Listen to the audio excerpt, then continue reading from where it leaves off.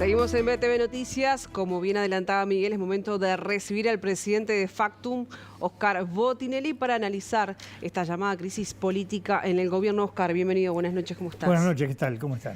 Y bueno, para comenzar el análisis, te vamos a pedir algunas valoraciones de lo acontecido en torno al gobierno, a la renuncia de los jerarcas y después, posteriormente, ¿por qué no el accionar del presidente con esta conferencia de prensa que brindó en el día de ayer, de alguna forma haciendo frente a la situación que vive el Ejecutivo?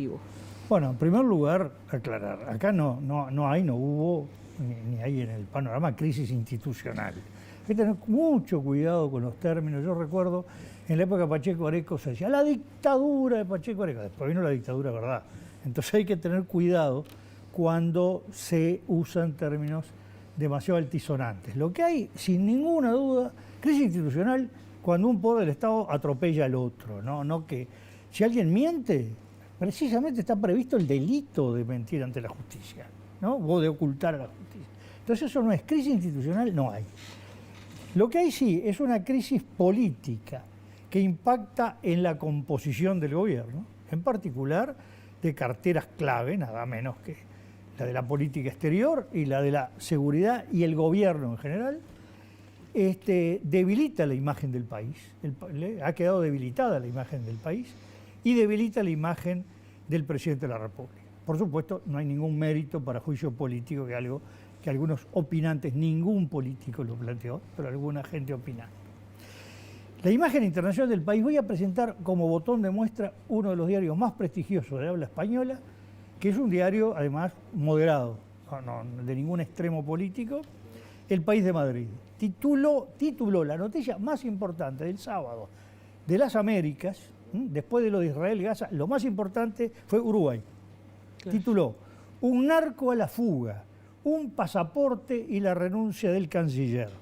Así Sebastián Marcet acorrala al gobierno del Uruguay.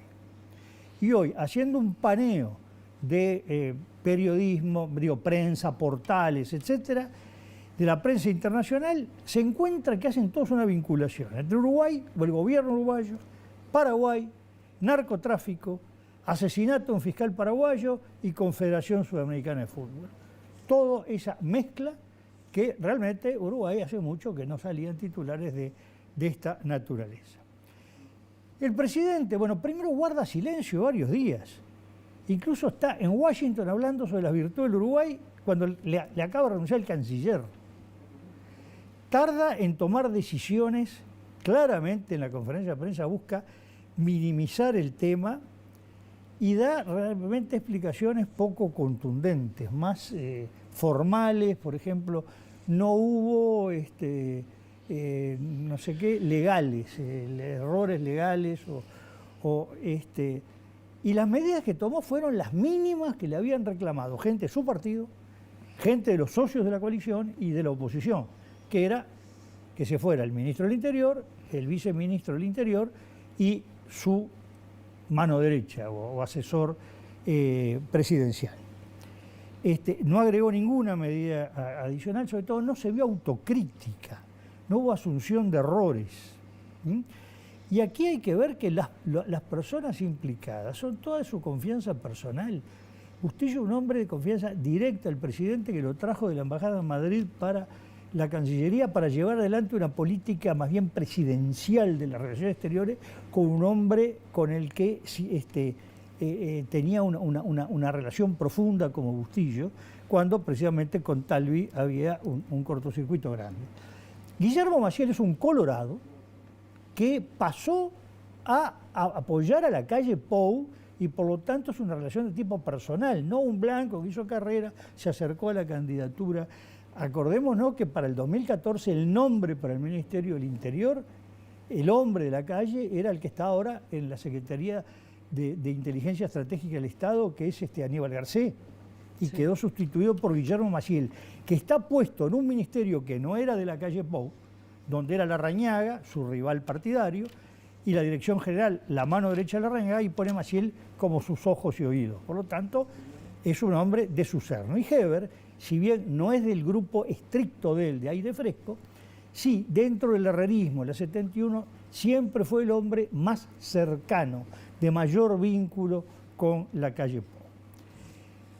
El otro tema es la norma administrativa en que se basó la concesión del pasaporte al narcotraficante Sebastián Marcet, que estaba preso en Abu Dhabi.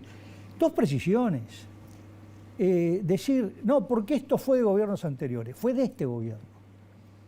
Gobiernos anteriores hicieron una norma administrativa que este gobierno la toma, la modifica y justamente esa disposición las deja, pero fue reexaminado, es una decisión del gobierno. Ya lo había hecho Heber y Maciel, eso fue de hace 2 gobiernos. Después dice, pero modificamos, bueno, quiere decir que este gobierno asumió. Pero además, lo que dicen los especialistas es que en un caso así, ¿qué pasa en cosas menos dramáticas? Cuando una persona pide la repatriación, porque están asfixiados en un lugar en el exterior, lo que se da es un documento de viaje. El término técnico es un laissez-passer. El laissez-passer es un documento que permite viajar de un punto a otro y nada más. No se puede andar por el mundo. En este caso, el laissez-passer hubiera sido Abu Dhabi, Montevideo, y como tiene que hacer transbordos, en esos transbordos queda retenido el aeropuerto. No puede salir, salvo que se escape, lógicamente. Pero digo, legalmente queda retenido el aeropuerto. Y al llegar acá recién podía haberse visto con mucha tranquilidad el tema del pasaporte, porque ya no iba a estar preso y ya estaba en Montevideo. Es decir, que el haber optado por el pasaporte fue una decisión política que no era obligatoria. Lo que era obligatorio que le dé un documento de viaje para salir de Abu Dhabi y venir a Montevideo.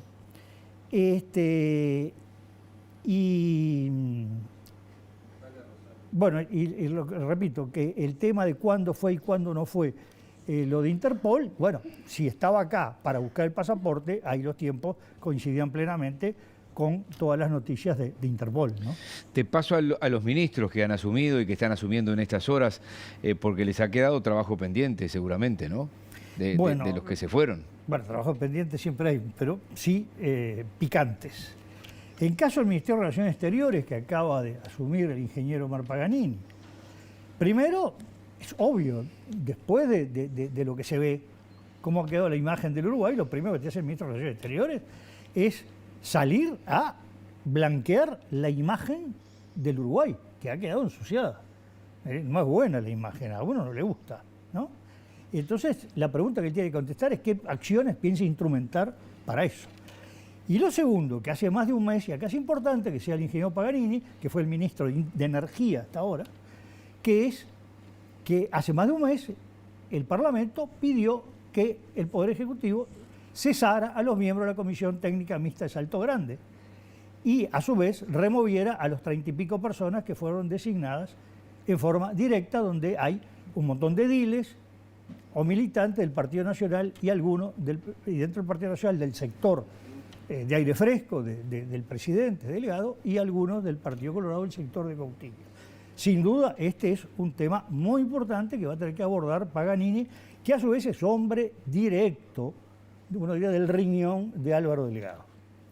Y el Ministerio del Interior, que es un hombre totalmente cercano a la calle, Martinelli, ahí hay un grupo de 3 figuras jóvenes de renovación de Aire Fresco, que son Lema, Martinelli y Sadjian, de total confianza del presidente. Y bueno, tienen primero que la política de seguridad ha sido cuestionada formalmente en el Parlamento con una votación en la Cámara de Diputados. Y por lo tanto, ¿qué piensa hacer? Si piensa hacer un giro en la política de seguridad.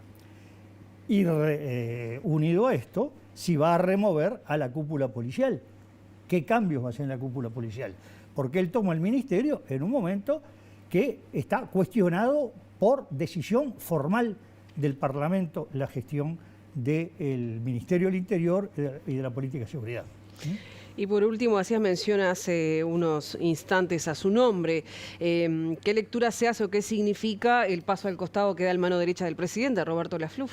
Bueno, el tema es que no sabemos qué quiere decir el paso al costado, porque estamos hablando de una persona que no ocupa cargo jerárquico. Un cargo institucional. Claro. No es Heber, renunció, no es más ministro del Interior, no tiene nada que ver, podrá ir de visita al Ministerio del Interior. Sí, asesor. Y se terminó. Esto es un asesor que puede seguir asesorándolo en la casa o donde fuera. Además, pero lo importante es qué va a pasar con la estructura montada por Lafluf. Porque aquí en la Presidencia de la República se montó una estructura de comunicación en un gobierno para el cual la comunicación es importantísima. y que de alguna manera la estrategia comunicacional y la estrategia política es la misma cosa.